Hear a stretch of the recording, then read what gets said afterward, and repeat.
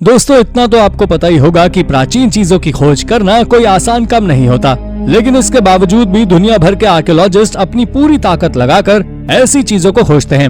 हालांकि उनका काम यहीं पे खत्म नहीं होता, क्योंकि प्राचीन चीजों को खोजने के बाद उनसे जुड़े रहस्यों को सुलझाने में सालों लग जाते हैं। साथ ही कुछ चीजों से जुड़े रहस्य तो आज भी एक रहस्य बनकर रह गए हैं। तो चलिए जानते हैं कुछ ऐसी ही बेहद रहस्यमयी चीजों के बारे में। आइए शुरू करते हैं अपनी इस वीडियो को। नंबर 10। दोस्तों आप में से ज्यादातर लोगों ने देखा होगा कि वाइकिंग साम्राज्य के लोग सिर पर 2 सिंघों वाला हेलमेट पहनते थे, लेकिन ये सच नहीं है। आपको बता दें कि इस तरह के हेलमेट 3000 साल पहले यानी कि ब्रॉन्ज एज के दौरान उपयोग किए जाते थे। और ऐसा ही एक हेलमेट का जोड़ा न्यूजीलैंड के डैनिश आइल में साल 1942 में खोजा गया था, जिनके ऊपर 2 लंबे और हल्के से बेंड हॉर्न लगे हुए थे। इन्हें फेदर्स और घोड़े के बालों से सजाया गया था, लेकिन हैरानी की बात यह है कि ये हेलमेट वाइकिंग्स का नहीं है। लेकिन इसके बाद भी ये वाइकिंग्स के एरिया में कैसे आया, जबकि इन हेलमेट्स के डिजाइन एक सार्डिनियन सिंबोलॉजी के जैसा ही है।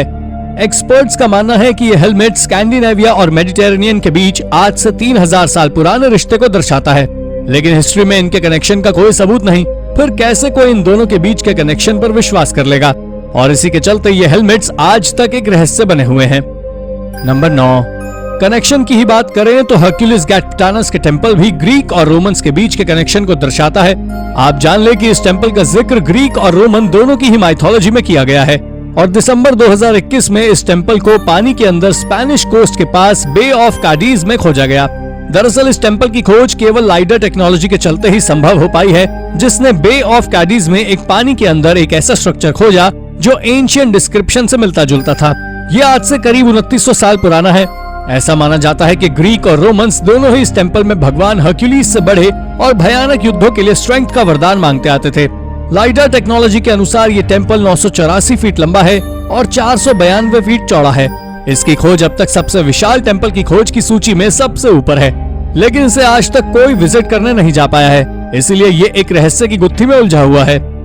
नंबर 8।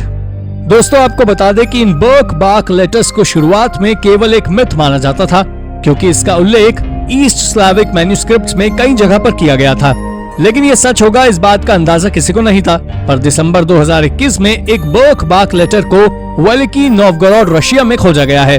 इस अमूल्य आर्टिफैक्ट्स को 15वीं शताब्दी के एक एस्टेट के मलबे से खोजा गया है, लेकिन आपको बता दें कि उस मलबे से केवल ये एक इकलौता आर्टिफैक्ट नहीं मिला है, बल्कि एक पुराने लेदर शूज, लकड़ी की डिशेस, मछलियां पकड़ने वाले जाल, सिंकर्स और कई अन्य आर्टिफैक्ट्स मिले, जिसमें से सबसे पुरानी चीज 13वीं शताब्दी की एक सील है, जिसमें से एक सेंट जॉन द थियोलोगियन की है और 4 अन्य सील हैं, और बर्क-बार्क लेटर्स भी 12वीं शताब्दी का है। ऐसा माना जाता है कि इसके राइटर ने इसे एक डी ब्रोशू नाम के व्यक्ति को ये लेटर लिखा था, जिसमें उन्होंने एक अनस्पेसिफिक सर्विस के अनपेड बिल के बारे में लिखा है, और ऐसा भी लिखा है कि इसका जल्द ही उत्तर दें। इस तरह की भाषा का उपयोग ईस्ट स्लाव्स के द्वारा किया जाता है, पर इसके बावजूद भी बर्क-बार्क लेटर वाकई रहस्यमयी है। नंबर 7। दोस्तों पेरू की कॉनकॉन आर्कियोलॉजिकल साइट अमेरिका की एक सबसे बड़ी प्री कोलंबियन एंशिएंट साइट है, और साल 2018 में इस एंशिएंट साइट ने एक और बड़ा खजाना खोजा है। दरअसल इस साइट पर 20 लकड़ी के स्टैचू मिले हैं, जो आज से करीब 800 साल पुराने हैं। ये स्टैचू एक कब्र के कॉरिडोर में मिले हैं, जिस पर अजीबोगरीब चेक पैटर्न थे, और इसके साथ ही इस पर कई जानवरों के स्ट्रक्चर को भी कार्व किया गया था। पर इन जानवरों की कार्विंग देखने में ऐसा प्रतीत होता है कि जैसे ये प्राचीन जानवर हों। लेकिन अब बात स्टैचू की करते हैं, तो इसके बारे में कई सारे महान एक्सपर्ट्स का मानना है कि ये स्टैचू शायद कब्र में रखे प्रत्येक व्यक्ति को प्रदर्शित करती है। इन 20 स्टैचू में से एक स्टैचू फीमेल का है। दरअसल ये दिखने में बाकी सभी स्टैचू से सबसे अलग है, और इसका पहनावा भी कैकॉन कल्चर की तरह है। लेकिन आखिर इनके ऊपर बने सिंबल्स का मतलब क्या है, ये आज तक कोई सुलझा नहीं पाया है। और हाँ, आप जान लें कि ये साइट खतरे से भरी हुई है, क्योंकि जब भी बारिश होती है तो कई बार यहाँ से इस कब्र का पूरा हिस्सा पानी से भर जाता है। नंबर 6। दोस्तों आज तक जितने भी साम्राज्य धरती पर जहाँ कहीं विराज करते थे, वो वहीं अपनी निशानी छोड़ने के लिए स्टैचू बनाते थे, और रोमन एम्पायर ने भी एक ऐसा ही स्टैचू बनाया था। ये स्टैचू वेरियस ग्रीस में स्थित है, जिसे 2री शताब्दी के अंत में बनाना शुरू किया गया था, और 3री शताब्दी के शुरुआत में इसका काम रोक दिया गया, क्योंकि जिस आर्टिस्ट ने इसे बनाया था उसने इसे नीचे से बनाना शुरू किया था, लेकिन ऊपर आते आते उसने सिर बनाने के समय पर इसे छोड़ दिया। पर इसके बावजूद भी ये 3 फीट से ज्यादा लंबा है। इस स्टैचू को सॉलिड ब्लैक मार्बल पर क्रेप किया गया था। आपको बता दें कि ये स्टैचू पूरी तरह नेकेड था। इसे सुनने के बाद आपके मन में सवाल आ रहा होगा कि आखिर ऐसा क्यों? तो आपको बता दें कि उस समय में इस तरह के नेकेड स्टैचू या तो भगवान को दर्शाते थे या फिर किसी एथलीट को। लेकिन एक हैरान करने वाली बात यह भी है कि ऐसा सिर्फ माना जाता है कि स्टैचू गॉड या एथलीट्स को ही दर्शाता है, पर आखिरकार इस स्टैचू को आखिर किस व्यक्ति को या भगवान को दर्शाने के लिए बनाया गया था, इसका जवाब किसी के पास नहीं है। और इसी के चलते ये स्टैचू दुनिया के सबसे रहस्यमय स्टैचूज में से एक है। और दूसरी चीज जो इसे और भी ज्यादा रहस्यमय बनाती है वो इसका गायब सिर है।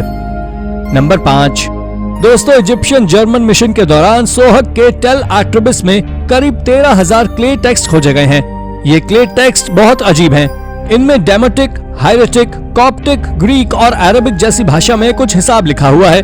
इनमें से कई टेक्स्ट रोमन और बिजान्टिन युगों के हैं और प्राचीन शहरों में ये रोज की जिंदगी पर पैसों का लेन देन प्रदान करते हैं। कुछ ग्रंथों से ये पता चलता है कि इन टेक्स्ट से शहर के निवासियों का लेन देन का पता चलता है, जिन्होंने रोटी और गेहूं जैसी वस्तुओं को खरीदा और बेचा। और इसी के प्रति कुछ महान लोगों का कहना है कि ये ऐसे स्कूल से संबंधित हो सकते हैं जो राक्षसी चित्रलिपि और ग्रीक लेखन पढ़ाते थे। लेकिन आखिर इन क्ले टेक्स्ट में क्या लिखा है ये कोई नहीं जानता। नंबर 4 दोस्तों, साल 2014 में एमेच्योर मेटल डिटेक्टर की मदद से एक व्यक्ति ने स्कॉटलैंड की एक फील्ड में वाइकिंग एज के ट्रेजर की खोज की है। इस ट्रेजर की डिस्कवरी को गैलोवे हॉर्ड के नाम से जाना जाता है और इस पर सदियों से आर्कियोलॉजिस्ट रिसर्च में लगे हुए हैं। और हाल ही में एक हॉर्ड्स में सबसे सुंदर आर्टिफैक्ट की खोज की गई है। दरअसल ये एक रॉक क्रिस्टल जार है जिस पर कुछ लिखा हुआ है। एक्सपर्ट्स का कहना है कि इस पर लिखा है कि इसे बिशप हाइल के द्वारा बनाया गया है, लेकिन ये झूठ है क्योंकि ये केवल 500 सालों पहले ही बना है, जबकि बिशप 9th सेंचुरी में थे। और इसी के चलते कई महान आर्कियोलॉजिस्ट का कहना है कि ये किंगडम ऑफ नॉर्थम्ब्रिया से बिलोंग करता है। लेकिन ये कितना सच है और कितना झूठ कोई नहीं जानता, जिसके चलते ये आज एक रहस्य बना हुआ है। नंबर 3 दोस्तों, ये बात थोड़ी ज्यादा हैरान करने वाली है कि दुनिया का सबसे पुराना पिरामिड इजिप्ट और साउथ अमेरिका की बजाय यूरोप में है। ये एक कंट्रोवर्शियल पॉइंट है, पर आपको बता दें कि मॉडर्न रिसर्च के अनुसार नॉर्दर्न सार्डिनिया इटली के Monte di Accoddi site Neolithic site है, जिसमें एक बहुत विशाल स्टोन प्लेटफॉर्म मौजूद है जो देखने में पिरामिड के निचले भाग की तरह लगता है।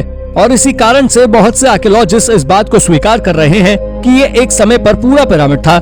ये साइट आज से करीब 6000 साल पुरानी है और ऐसा माना जाता है कि इसे ऑज़री कल्चर द्वारा बनाया गया था।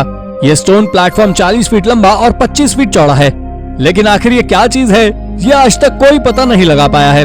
इसके ऊपर दशकों में आर्कियोलॉजिस्ट ने हजारों दावे किए हैं, पर सच्चाई से सब आज भी अनजान है।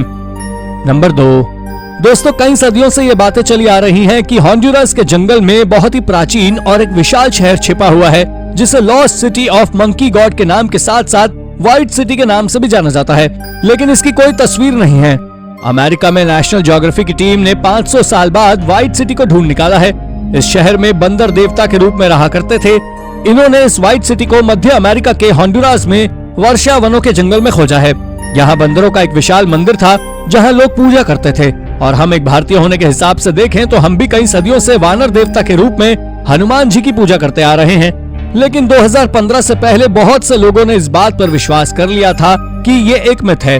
लेकिन बात आती है कि आखिर इसे बनाया किसने, तो ये आज तक एक रहस्यमय बात है, क्योंकि मायंस ने ऐसे स्ट्रक्चर कभी भी बनाए ही नहीं है।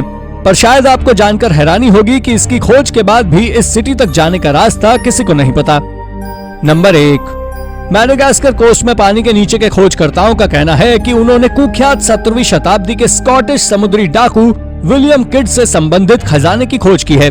आपको बता दें, उस समय तट की खोज करते समय रिसर्चर्स को 50 किलो की एक चांदी की पट्टी मिली, जिसे वो किनारे पर लाने में सक्षम हुए। दरअसल ये चांदी की पट्टी विशेष समारोह में एक बार राष्ट्रपति के द्वारा मैडागास्कर को भेंट की गई थी। आपको जानकर आश्चर्य होगा कि कैप्टन किड को पहले ब्रिटिश अधिकारियों द्वारा समुद्री डकैती से निपटने के लिए नियुक्त किया गया था, लेकिन बाद में वो एक क्रूर अपराधी बन गया और 1701 में उसे मार दिया गया। तभी से उसके खजाने की खोज में लगे सी डाइवर्स के हाथ हाल ही में ये सफलता लगी है। तो दोस्तों, ये थी हमारी आज की वीडियो। अगर आपको ये वीडियो पसंद आई हो तो वीडियो को लाइक और चैनल को सब्सक्राइब जरूर कर लें। धन्यवाद।